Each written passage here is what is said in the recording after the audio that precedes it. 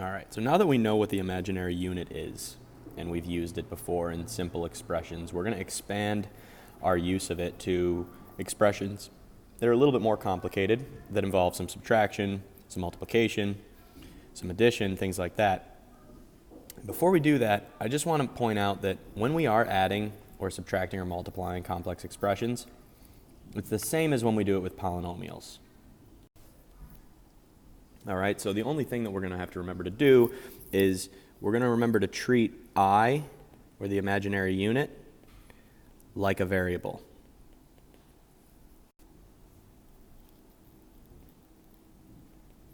All right. So we're going to do the exact same thing we would have done with polynomials if this said 1 minus 2x minus negative 2 minus 5x, right? Same exact situation, basically. But instead of x, we obviously have I.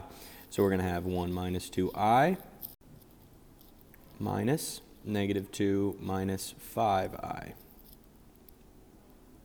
And when we subtract, we have 1 minus negative 2, which is 3. And we're just combining like terms here. And negative 2 minus negative 5I is positive 3I. So we end up with 3 plus 3I. And the other thing they need us to do here is to graph it. So when we graph complex numbers, we have to change the way our coordinate plane looks a little bit. Normally, we're used to this being our x-axis, and this is our y-axis, usually. But in this case, we're going to call this the real number line, and we're going to call this the imaginary number line. And what we're going to do is we're going to plot these things in parts. So remember, when we put a complex number in simplest form, we put it into a plus bi form, where our a is our real and bi is our imaginary component. So all we're going to do right now is we're just going to plot those on here with our real component being on the real number line and our imaginary component being on the imaginary number line. So just to get a sense for the scale, I'm going to label this. This is 1 and this is 1i. Because remember, on the x-axis or on the real number line, we're counting by real numbers, but on the imaginary number line, we're counting by I, the imaginary unit. All right, so I'll plot it in blue. So our real component of this complex number is 3, so that's here. And our imaginary component is 3i, which would be here. So what we're going to do is we're going to plot a point right where those two intersect. And then when we're done, we're going to draw a vector out to that point that ends at that point right there. All right, so this is the way to graph 3 plus 3i. We've got our real component, which is 3. We've got our imaginary component, which is 3i. And so the way to actually graph this thing and show it is to draw a vector, which is an arrow starting at the origin out to that point. All right, so that's just a new thing, but we're going to practice it a little bit. All right, so let's move on to a little bit more complicated stuff. Again, just like with a polynomial, if we're multiplying two complex numbers, we're treating I like an x. So I'm going to start by expanding this and call it 3 plus 4i times 3 plus 4i. And I usually call this FOIL. You may just call it distribution.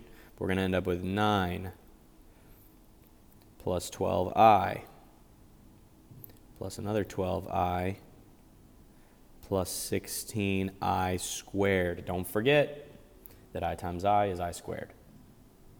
And once we're done there, we can start to simplify a couple things. One big thing that we're going to simplify is we're going to combine these like terms. And the other big thing that we're going to simplify is this I squared, which by now should be screaming to you that we rewrite that as negative 1. So we end up with 9 plus 24i plus 16 times negative 1, which can be rewritten as 9 plus 24i minus 16, which we're going to simplify into a plus bi form as negative 7 plus 24i. Remember, we've got to write it in a plus bi form. And if we wanted to, we could graph that thing, and I didn't ask you to do that, but negative 7 would be there, and 24i would be up here. All right, so we would draw a point there and a vector out to that point, and that would be how we would graph that solution if we needed to do that. All right.